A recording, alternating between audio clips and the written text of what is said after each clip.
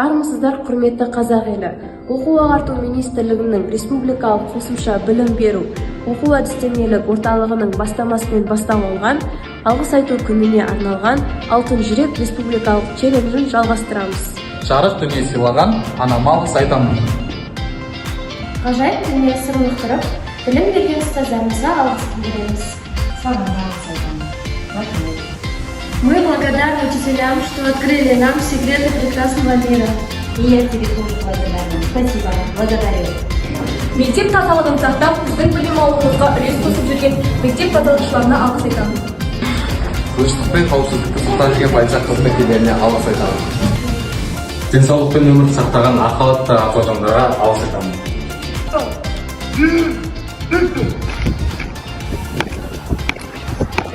Ел тыныштығын күзеткен отан қорғаушыларға